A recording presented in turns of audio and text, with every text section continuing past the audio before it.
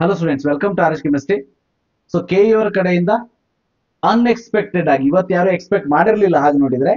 So ಮೊದಲು 10ನೇ ತಾರೀಕು ಅಂತ ಹೇಳಿದ್ರು ಕೂಡ ಸೊ ಸೀಟ್ಗಳು ಜಾಸ್ತಿ ಆಗಿ ಮತ್ತೆ MCC ಅವ್ರದ್ದು ಮುಂದೆ ಹೋಗಿರೋದಕ್ಕೆ ಸ್ವಲ್ಪ ಲೇಟ್ ಆಗ್ಬೋದು ಅಂತ ಅನ್ಕೊಂಡಿದ್ವಿ ರಿಸಲ್ಟ್ ಅನೌನ್ಸ್ಮೆಂಟ್ ಮಾಡೋದು. ಬಟ್ ಕೆಇ ಅವರು ಆಲ್ರೆಡಿ ತಮ್ಮ ಒಂದು ನೋಟಿಫಿಕೇಶನ್ ಅಲ್ಲಿ ಹೇಳಿರೋ ಹಾಗೆ ಸೊ AICTE ದೆಹಲಿ ಅವರು ಇವರಿಗೆ ಇಂಜಿನಿಯರಿಂಗ್, ಎಸ್ಪೆಷಲಿ ಇಂಜಿನಿಯರಿಂಗ್ ಮತ್ತು ಆರ್ಕಿಟೆಕ್ಚರ್ ಕೋರ್ಸ್ಗಳಿಗೆ 15ನೇ ಸೆಪ್ಟೆಂಬರ್ ಲಾಸ್ಟ್ ಡೇಟ್ ಅನ್ನ ಕೊಟ್ಟಿರೋದಕ್ಕೆ ಮತ್ತೆ ಅದನ್ನ ಎಕ್ಸ್ಟೆಂಡ್ ಮಾಡುವಂತ ಯಾವುದೇ ಸೂಚನೆಯನ್ನ ಕೊಡದೇ ಇರುವಂತ ಕಾರಣಕ್ಕೆ 3ನೇ ಸುತ್ತಿನ ಅಂತಿಮ ಫಲಿತಾಂಶವನ್ನ ನಾಳೆ ರಿಲೀಸ್ ಮಾಡ್ತೀವಿ ಅಂತ ಹೇಳಿದ್ದಾರೆ.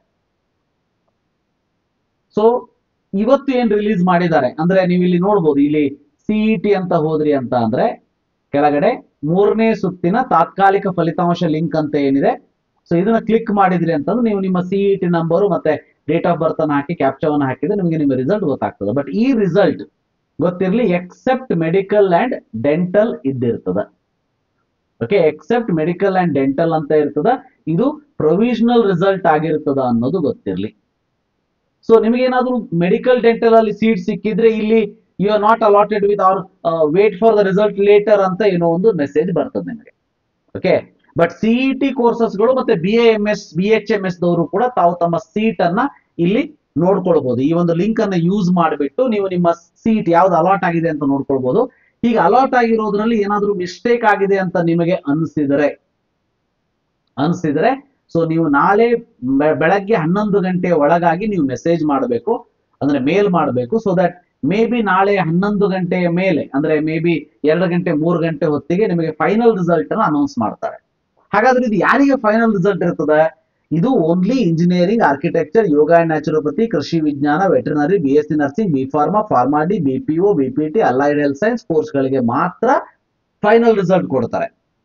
ಓಕೆ, ಹೀಗೆ ಈ ಎಲ್ಲಾ ಕೋರ್ಸಸ್ಗಳು ನಾ ಏನು ಮೇಲ್ಗಡೆ ಹೇಳ್ತಾ ಇದ್ದೀನಿ ಅಥವಾ ಇಲ್ಲಿ ಫಸ್ಟ್ ಪಾಯಿಂಟ್ ಅಲ್ಲಿ ನಿಮ್ಗೆ ಏನ್ ಕಾಣಿಸ್ತಾ ಇದೆ, ಈ ಎಲ್ಲಾ ಕೋರ್ಸಸ್ಗಳು ಏನಿದೆ ಈ ಎಲ್ಲಾ ಕೋರ್ಸಸ್ಗಳಿಗೆ ಸೀಟು ಸಿಕ್ಕಂತ ವಿದ್ಯಾರ್ಥಿಗಳಿಗೆ 13ನೇ ತಾರೀಕಿನ ಒಳಗಾಗಿ, 13ನೇ ತಾರೀಕೆ ಲಾಸ್ಟ್ ಡೇಟ್, ನಿಮಗೆ ಸೀಟ್ ಕನ್ಫರ್ಮೇಶನ್ ಸ್ಲಿಪ್ ಅನ್ನ ಡೌನ್ಲೋಡ್ ಮಾಡಿಕೊಂಡು, ನೀವೇನಾದ್ರೂ ಫೀಸ್ ಪೇ ಮಾಡಿಲ್ಲ ಅಂದ್ರೆ ಫೀಸ್ ಅನ್ನ ಪೇ ಮಾಡಬೇಕು.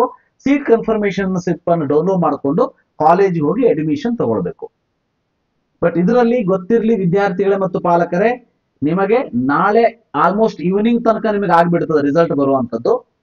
ಅಂದ್ರೆ ನಾಳೆ ನಿಮ್ಗೆ ಯಾರಾದ್ರೂ ಹೈಯರ್ ದ್ಯಾನ್ 1 ಲ್ಯಾಕ್ ಇತ್ತು, 2 ಲ್ಯಾಕ್ ಇದ್ದು, ಅಥವಾ ಮೇ ಬಿ 2 ಲ್ಯಾಕ್ ಯಾರು ಇರೋದಿಲ್ಲ, ಮೇ ಬಿ 65,000 75,000 ಸ್ವಲ್ಪ ಜಾಸ್ತಿ ಇದ್ರೆ ನೀವು ಬ್ಯಾಂಕಿಗೆ ಹೋಗಿ ಪೇಮೆಂಟ್ ಮಾಡಬೇಕು ಅಂದ್ರೆ ನಿಮಗೆ 12ನೇ ತಾರೀಕು ಒಂದು ದಿನ ಟೈಮ್ ಇರ್ತದೆ. ಯಾಕಂದ್ರೆ 13ನೇ ತಾರೀಕು ಮತ್ತೆ ನೀವು ಪೇ ಮಾಡ್ಲಿಕ್ಕೆ ಆಗೋದಿಲ್ಲ, ಅಲ್ಲಿ ನಿಮಗೆ ಐ ಥಿಂಕ್ ಸೆಕೆಂಡ್ ಸ್ಯಾಟರ್ಡೆ ಬರುವಂತದ್ದು ಅಲ್ವಾ. ನೋಡಿ, ಅಲ್ಲಿ ಸೆಕೆಂಡ್ ಸ್ಯಾಟರ್ಡೆ ಬಂದ್ಬಿಡುತ್ತೆ, ಅಲ್ಲಿ ಸೂಟೇ ಇರ್ತದೆ. 12ನೇ ತಾರೀಕು ನೀವು ಪೇ ಮಾಡ್ಬೇಕು ಒಂದೇ ದಿವಸ. ಸ್ಮಾಲ್ ಅಮೌಂಟ್ ಇದ್ರೆ ಲೆಸ್ ದನ್ 1 ಲ್ಯಾಕ್ ಇದ್ರೆ ನಾ ಸಜೆಸ್ಟ್ ಮಾಡೋದು ಆನ್ಲೈನ್ ಪೇಮೆಂಟ್ ಮಾಡಬೇಡಿ, ರೈಟ್. ಸೊ ಯಾರಿಗೆ ಸೀಟ್ ಸಿಕ್ಕು ಚಾಯ್ಸ್ ಟು ಸೆಲೆಕ್ಟ್ ಮಾಡ್ಕೊಂಡಿದ್ರೆ ನೀವು ಆಲ್ರೆಡಿ ಪೇಮೆಂಟ್ ಅನ್ನು ಮಾಡ್ಬಿಟ್ಟಿರ್ತೀರಿ, ಪ್ರಾಬ್ಲಮ್ ಇಲ್ಲ. ಯಾರಿಗೆ ಹೊಸದಾಗಿ ಸೀಟ್ ಸಿಕ್ಕಿದ್ರೆ ನೀವು ಶುಲ್ಕವನ್ನ ಪಾವತಿಸಿ ಫೀಸ್ ಅನ್ನು ಪೇಮೆಂಟ್ ಮಾಡಿ ಕನ್ಫರ್ಮೇಶನ್ ಸ್ಲಿಪ್ ಅನ್ನು ಡೌನ್ಲೋಡ್ ಮಾಡಿಕೊಂಡು, ಸೊ ಯಾರಾದ್ರೂ ಹಿಂದೆ ಕಾಶನ್ ಡಿಪಾಸಿಟ್ ಅನ್ನು ಪೇ ಮಾಡಿದ್ರೆ ಅದು ಅಡ್ಜಸ್ಟ್ಮೆಂಟ್ ಆಗೇನೆ ನಿಮಗೆ ಫೀಸ್ ಸ್ಟ್ರಕ್ಚರ್ ಬಂದ್ಬಿಡ್ತದೆ ನಾಳೆ. ಸೊ ಅದನ್ನ ಪೇಮೆಂಟ್ ಮಾಡಿ ಸೀಟ್ ಕನ್ಫರ್ಮೇಶನ್ ಸ್ಲಿಪ್ ಅನ್ನು ಡೌನ್ಲೋಡ್ ಮಾಡಿಕೊಂಡು ಕಾಲೇಜಿಗೆ ಅಡ್ಮಿಷನ್ ತಗೊಳ್ಳೋದಕ್ಕೆ 13ನೇ ತಾರೀಕು ಲಾಸ್ಟ್ ಡೇಟ್ ಕೊಟ್ಟಿದ್ದಾರೆ. ಅಂದ್ರೆ ನಾಳೆ ಸಂಜೆ ಹೊತ್ತಿಗೆ ಫೈನಲ್ ರಿಸಲ್ಟ್ ಕೊಡ್ತಾರೆ. 13ನೇ ತಾರೀಕಿನ ಒಳಗಾಗಿ ಸ್ಯಾಟರ್ಡೆ ನಿಮಗೆ ಲಾಸ್ಟ್ ಡೇಟ್ ಅಡ್ಮಿಷನ್ ತಗೊಳ್ಳೋದಕ್ಕೆ, ಗೊತ್ತಿರಲಿ. ಇನ್ನು ಯಾರ್ಯಾರಿಗೆ ವೈದ್ಯಕೀಯ, ದಂತ ವೈದ್ಯಕೀಯ ಇದೆ, ನಿಮಗೆ ಸೀಟ್ ಅಲಾಟ್ಮೆಂಟ್ ಈಗ ತೋರಿಸೋದೇ ಇಲ್ಲ. ಯಾರಿಗೆ ಆಯುಷ್ ಕೋರ್ಸ್ ಗಳಿಗೆ ಅಲಾಟ್ ಆಗಿದೆ ಅವರಿಗೆ ಸೀಟ್ ಅಲಾಟ್ಮೆಂಟ್ ತೋರಿಸ್ತದ, ಆಯುಷ್ ಕೋರ್ಸ್ ಗಳಿಗೆ ಸೀಟ್ ಅಲಾಟ್ಮೆಂಟ್ ತೋರಿಸ್ತದ. ಆದರೆ ಆಯುಷ್ ಕೋರ್ಸ್ ಗಳಿಗೆ ಅಲಾಟ್ ಆಗಿದ್ರೂ ಕೂಡ ನೀವು ಇಮಿಡಿಯೇಟ್ ಹೋಗಿ ಅಡ್ಮಿಷನ್ ಮಾಡಿಸೋ ಅವಶ್ಯಕತೆ ಇಲ್ಲ. ಸೊ ಇಲ್ಲಿ ಕರೆಕ್ಟ್ ಆಗಿ 2ನೇ ಪಾಯಿಂಟ್ ನೋಡಿ, ವೈದ್ಯಕೀಯ, ದಂತ ವೈದ್ಯಕೀಯ ಮತ್ತು ಆಯುಷ್ ಕೋರ್ಸ್ ಗಳಿಗೆ ಮಾತ್ರ ಅಭ್ಯರ್ಥಿಗಳು ಮುಂದಿನ ಸೂಚನೆವರೆಗೆ ಯಾವುದೇ ಕ್ರಮ ವಹಿಸದಂತೆ ಸೂಚಿಸಿದೆ. ಅಂದ್ರೆ MCC ಫೈನಲ್ ರಿಸಲ್ಟ್ ಬಂದ ಮೇಲೆ ನಿಮಗೆ ಇನ್ನೊಂದು ಫೈನಲ್ ರಿಸಲ್ಟ್ ಬಿಡ್ತಾರೆ, ಅದಾದ್ಮೇಲೆ ನೀವು ಅಡ್ಮಿಷನ್ ತಗೊಳ್ಳಿ ಅಂತ ಹೇಳ್ತಾ ಇದ್ದಾರೆ ಅಷ್ಟೇ. ಓಕೆ, ಸೊ ಆ ಕಾರಣಕ್ಕೆ ಓನ್ಲಿ ಇಂಜಿನಿಯರಿಂಗ್ ಮತ್ತೆ ಅದರ್ ಕೋರ್ಸಸ್ KCET ಅಂಡರ್ ಏನ್ ಬರ್ತದೆ ಎಕ್ಸೆಪ್ಟ್ ಮೆಡಿಕಲ್, ಡೆಂಟಲ್, ಆಯುಷ್, ನೀವು 13ನೇ ತಾರೀಕಿನ ಒಳಗಾಗಿ ಅಡ್ಮಿಷನ್ ನ ತೆಗೆದುಕೊಳ್ಬೇಕು. ಸೊ ಅದೇ ಒಂದು ನೋಟಿಫಿಕೇಶನ್ ಕೊಟ್ಟಿರುವಂತದ್ದು, ನೀವು ಇಲ್ಲಿ ನಿಮ್ಮ ರಿಸಲ್ಟ್ ಅನ್ನು ಕೂಡ ನೋಡ್ಕೊಳ್ಬಹುದು. ಬಟ್ ಮೆಡಿಕಲ್, ಡೆಂಟಲ್ ಮತ್ತೆ ಆಯುಷ್ಗೆ, ಆಯುಷ್ ಅಂತ ನಿಮಗೆ ಈ ಒಂದು ಲಿಂಕ್ ಅಲ್ಲೇ ಕಾಣಿಸ್ಬಿಡ್ತದೆ. ಬಟ್ ಮೆಡಿಕಲ್, ಡೆಂಟಲ್ ಗೆ ಪ್ರೊವಿಷನಲ್ ರಿಸಲ್ಟ್ ಲಿಂಕ್ ಅಲ್ಲಿ ನಿಮ್ಮ ರಿಸಲ್ಟ್ ಬಿಟ್ಟಿಲ್ಲ. ಆದರೆ ಏನ್ ಮಾಡಿದ್ದಾರೆ ಅಂದ್ರೆ ಇಲ್ಲಿ UG NEET ಅಂತ ಹೋದಾಗ ನಿಮಗೆ ನಿಮ್ಮ ಸೀಟ್ ಯಾವ್ಯಾವ್ದು ಎಲ್ಲೆಲ್ಲಿ ಅಲಾಟ್ ಆಗಿದೆ ಅನ್ನೋ ಒಂದು ಹಂಚಿಕೆ ಪಟ್ಟಿಯನ್ನ ಕೊಟ್ಟಿದ್ದಾರೆ. ಅಲಾಟ್ಮೆಂಟ್ ಲೀಸ್ಟ್ ಅನ್ನ ಕೊಟ್ಟಿದ್ದಾರೆ. Okay, medical seat allotment list ಅನ್ನ ಇಲ್ಲಿ ಕೊಟ್ಟಿರುವಂತದ್ದು. ಈ ಲೀಸ್ಟ್ ಅನ್ನ ನೀವು ನೋಡಿಕೊಂಡು ನೀವು ನಿಮ್ಮ ಒಂದು ನಿಮ್ಮ ಒಂದು ರ್ಯಾಂಕ್ ಏನಿದೆಯಲ್ಲ, ಆ ರ್ಯಾಂಕಿನ ಆಧಾರದ ಮೇಲೆ ನೀವು ಕ್ರಾಸ್ ಚೆಕ್ ಮಾಡ್ಕೊಂಡ್ರಿ, ಸರ್ಚ್ ಮಾಡ್ಕೊಂಡ್ರಿ ಅಂತ ಅಂದ್ರೆ ನಿಮಗೆ ಯಾವ ಸೀಟ್ ಸಿಕ್ಕಿದೆ ಅನ್ನೋದು ಇಲ್ಲಿ 100% ಗೊತ್ತಾಗ್ಬಿಡ್ತದೆ. ನಿಮಗೆ ಇಲ್ಲಿ ಸೀಟ್ ಅಲಾಟ್ ಆಗಿದೆ ಅಂದ್ರೆ ಇದು 100% ಶೋರ್. ಇದಕ್ಕಿಂತ ನಿಮಗೆ ಸೀಟ್ ಇಲ್ಲದೆ ಇರೋದಕ್ಕಂತೂ ಮುಂದಿನ ರೌಂಡ್ ಅಲ್ಲಿ ಸಾಧ್ಯನೇ ಇಲ್ಲ.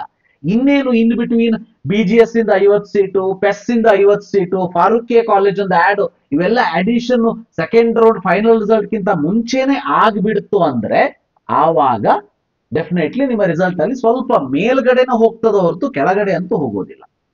ಮ್ಯಾಕ್ಸಿಮಮ್ ಸೀಟ್ ರಿಸಲ್ಟ್ ಇದೇ ಇರ್ತದೆ, ಬಟ್ ಮೇಲ್ಗಡೆನೂ ಹೋಗ್ಬೋದು ಹೊರತು ಸೀಟ್ ಇಲ್ಲದೆ ಹೋಗೋದಕ್ಕಂತೂ ಸಾಧ್ಯವೇ ಇಲ್ಲ ಅನ್ನೋದು ಗೊತ್ತಿರಲಿ. ಸೊ ಈ ಒಂದು ಕಾರಣಕ್ಕಾಗಿ ವಿದ್ಯಾರ್ಥಿಗಳೇ ಮತ್ತು ಪಾಲಕರೇ ದಯವಿಟ್ಟು ಅರ್ಥ ಮಾಡ್ಕೊಳ್ಳಿ. ಈ ಕೇಸಲ್ಲಿ MBBS BDS ಲೀಸ್ಟ್ ಅನ್ನ ಪ್ರೊವೈಡ್ ಮಾಡಿದ್ದಾರೆ. ಆ ಲೀಸ್ಟ್ ಅಲ್ಲಿ ನಿಮಗೆ ನಿಮ್ಮ ಸೀಟ್ ಯಾವ್ದು ಅಲಾಟ್ ಆಗಿದೆ ಅನ್ನೋದು ಗೊತ್ತಾಗ್ತದೆ. ಆದರೆ ಇದು ನಿಮ್ಮ ಈವನ್ ಪ್ರೊವಿಷನಲ್ ಲೀಸ್ಟ್ ಕೂಡ ಅಲ್ಲ. ಯಾಕಂದ್ರೆ MCCಕ್ಕಿಂತ ಮುಂಚೆ ಸೀಟ್ ಆಡ್ ಆಯಿತು ಅಂದ್ರೆ ಇನ್ನೊಂದು ಪ್ರೊವಿಷನಲ್ ರಿಸಲ್ಟ್ ಅನ್ನ ಬಿಡುತ್ತಾರೆ.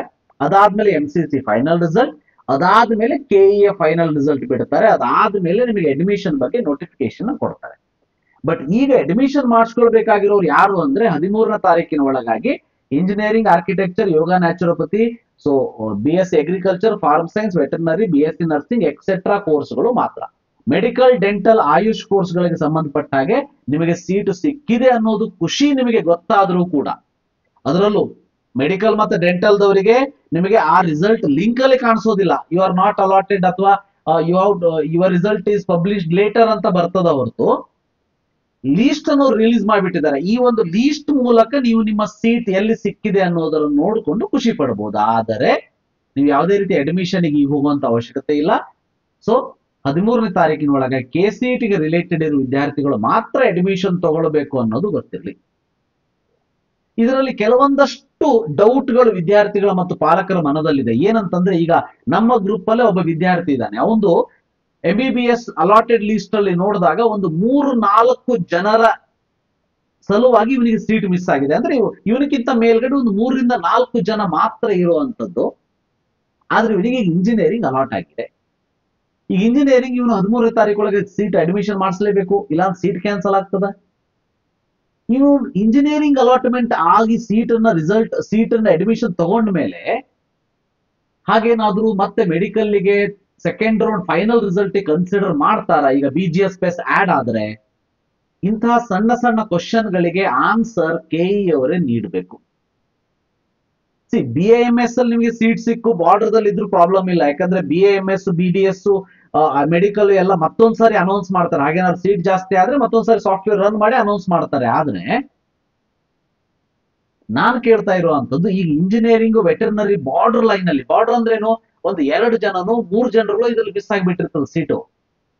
ಬಟ್ ಈಗ ಮುಂದೆ BGS PES ಆಡ್ ಆಯ್ತು ಅಂತಂದ್ರೆ 50-50 ಸೀಟ್ಗಳು ಅವ್ರದ್ದು ಡೆಫಿನೆಟ್ಲಿ ಜಂಪ್ ಆಗ್ತದ ಮೇಲೆ. ಆವಾಗ ಇಂಜಿನಿಯರಿಂಗ್ ಅಡ್ಮಿಷನ್ ಮಾಡಿದಂತ ವಿದ್ಯಾರ್ಥಿಗಳು ಕ್ಯಾನ್ಸಲ್ ಮಾಡ್ಕೊಳ್ಬಹುದಾ? ಅದನ್ನ KE ಅವರು ಆನ್ಸರ್ ಕೊಡ್ಬೇಕಷ್ಟೇ. ಬಟ್ ಹಾಗಂತ ಹೇಳಿ ಸುಮ್ಮನೆ ನೀವು ವೇಟ್ ಮಾಡೋದಕ್ಕೆ ಹೋಗ್ಬೇಡಿ ವಿದ್ಯಾರ್ಥಿಗಳು ಮತ್ತು ಪಾಲಕರು. ಅಂತಹ ಬಾರ್ಡರ್ ಲೈನ್ ದಲ್ಲಿ ಇದ್ದವರು ನೀವು ಈಗ ಸದ್ಯದ ಮಟ್ಟಿಗೆ ಇಂಜಿನಿಯರಿಂಗ್ ಅಡ್ಮಿಷನ್ ಮಾಡಿಸ್ಕೊಳ್ಳಿ. ಯಾಕಂದ್ರೆ ಸಿಕ್ಕಿರೋ ಕೈಯಲ್ಲಿರೋ ಸೀಟನ್ನು ಕಳ್ಕೊಳ್ಳೋದಕ್ಕೆ ಹೋಗ್ಬೇಡಿ. ಅಟ್ಲೀಸ್ಟ್ ಈ ಸೀಟು ನಿಮ್ಮ ಕೈಯಲ್ಲಿ ಇರ್ಲಿ. ಅದಾದ್ಮೇಲೆ KEಗೆ, ಬೆಂಗಳೂರಲ್ಲಿ ನಿಮ್ದು ಕಾಲೇಜ್ ಇತ್ತಂದ್ರೆ ಅಡ್ಮಿಷನ್ ಮುಗಿಸಿ KEಗೆ ಹೋಗಿ ಭೇಟಿಯಾಗಿ ಬಂದ್ಬಿಡಿ. ಏನ್ ಕತೆ ಅಂತ ಕೇಳ್ಕೊಂಡು ಬಂದ್ಬಿಡಿ ಅತ್ಲಾಕ್ ಹೋಗ್ಲಿ. ಬಟ್ ಅಷ್ಟ್ರೊಳಗಾಗಿ ಏನಾದ್ರು ಅವ್ರು ಇನ್ಫಾರ್ಮೇಶನ್ ಕೊಟ್ಟರೆ ನಾನು ನಿಮಗೆ ತಿಳಿಸ್ಕೊಡ್ತೀನಿ. ಒಟ್ನಲ್ಲಿ 10ನೇ ತಾರೀಕು ಇವತ್ತು ಅವರು ಮೊದಲು ಹೇಳಿದಂತ ಪ್ರಕಾರ KCET ಕೋರ್ಸಸ್ ಗಳಿಗೆ ಫೈನಲ್ ಪ್ರೊವಿಷನಲ್ ರಿಸಲ್ಟ್ ಅನೌನ್ಸ್ ಮಾಡಿದ್ದಾರೆ. ಬಟ್ ಫೈನಲ್ ರಿಸಲ್ಟ್ ಅನ್ನ ನಾಳೆ ಅನೌನ್ಸ್ ಮಾಡ್ತಾರೆ. ಅದಾದ್ಮೇಲೆ 13ನೇ ತಾರೀಕೊಳಗೆ ಅಡ್ಮಿಷನ್ ಮಾಡಿಸ್ಬೇಕು. ಬಟ್ ಮೆಡಿಕಲ್, ಡೆಂಟಲ್, ಆಯುಷ್ ಕೋರ್ಸ್ಗಳ ವಿದ್ಯಾರ್ಥಿಗಳು ಏನ್ ಸೀಟ್ ಸಿಕ್ಕಿದೆ ಅಂತ ನಿಮಗೆ ಅನ್ಸಿದೆ, ಗೊತ್ತಾಗಿದೆ ಆಲ್ಮೋಸ್ಟ್ 100%, ನೀವುಗಳು ವೇಟ್ ಮಾಡಿ. ಇನ್ನು KE ಅವರ final result, MCC final result ಆದ್ಮೇಲೆ ಏನ್ ಬರ್ತದ ಅಲ್ಲಿ ತನಕ ವೇಟ್ ಮಾಡಿ. ಸೊ ದಟ್ ವೇಟ್ ಮಾಡಿದ್ಮೇಲೆ ಅವ್ರು ಏನ್ ಇನ್ಸ್ಟ್ರಕ್ಷನ್ ಕೊಡ್ತಾರೆ ಆ ಟೈಪ್ ನಾವು ಮುಂದೆ ಹೋಗೋಣಂತೆ. ಒಟ್ನಲ್ಲಿ ಉಳಿದಂತ ಎಲ್ಲಾ KCET ಕೋರ್ಸಸ್ ಗಳಿಗೆ 13ನೇ ತಾರೀಕು 15ನೇ ತಾರೀಕಿನ ಒಳಗಾಗಿ ಅಡ್ಮಿಷನ್ ಮುಗಿಸ್ಬೇಕು ಅನ್ನೋದು ಆರ್ಡರ್ ಇರೋ ಕಾರಣಕ್ಕೆ 13ನೇ ತಾರೀಕು ಲಾಸ್ಟ್ ಡೇಟ್. ಇದ್ರಲ್ಲಿ ಇನ್ನೊಂದು ಇಂಪಾರ್ಟೆಂಟ್ ಇನ್ಫಾರ್ಮೇಶನ್ ಅಂದ್ರೆ ಯಾರಿಗೆ ಕಾಮೆಡ್ಕೆದಲ್ಲಿ 4ನೇ ರೌಂಡ್ ಅಲ್ಲಿ ಸೀಟ್ ಸಿಕ್ಕು ಅಡ್ಮಿಷನ್ ಮಾಡಿಸಿದ್ದೀರಿ ಮತ್ತೆ ಇವತ್ತು ಕೆಇಎಲ್ಲೂ ಸೀಟ್ ಸಿಕ್ಕಿದೆ, ಈಗ ನಿಮಗೆ ಕೆಇಎಸ್ ಸೀಟ್ ಲೈಕ್ ಆಗಿದೆ, ಕಾಮೆಡ್ಕೆ ಬಿಡಬೇಕಂದ್ರೆ ಬಹಳ ಸಿಂಪಲ್. ನೀವು ಇಲ್ಲಿ ಏನ್ ಮಾಡ್ಬೇಕು ಅಂತ ಅಂದ್ರೆ ಕಾಮೆಡ್ಕೆ ಮೇಲ್ ಐ ಡಿ ತೋರಿಸ್ತೀನಿ ನಾನು ಇಲ್ಲಿ. ಈ ಮೇಲ್ ಐ ಡಿಗೆ ನೀವು ಮೇಲ್ ಮಾಡಬೇಕು.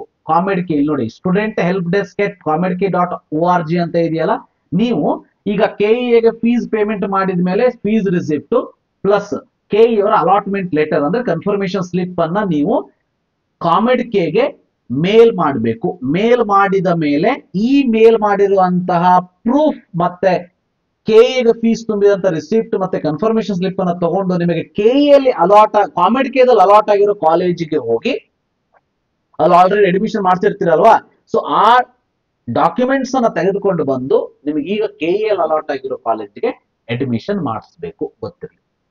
ಇದರ ಬಗ್ಗೆ ನೀವು ಬೇಕಂದ್ರೆ ನಾಳೆ ಬೆಳಗ್ಗೆ ನೀವು ಕಾಮೆಡ್ಕೆಗೂ ಕೂಡ ಫೋನ್ ಮಾಡಿ ಕೇಳಬಹುದು, ಅವರು ಕೂಡ ಇದನ್ನೇ ಹೇಳ್ತಾರೆ. ಒಂದು ಇನ್ಫಾರ್ಮೇಶನ್ ನಿಮ್ಗೆ ಇರ್ಲಿ ಅಂತ ಹೇಳ್ತಾ ಇದ್ದೀನಿ. So thank you for watching, have a nice day.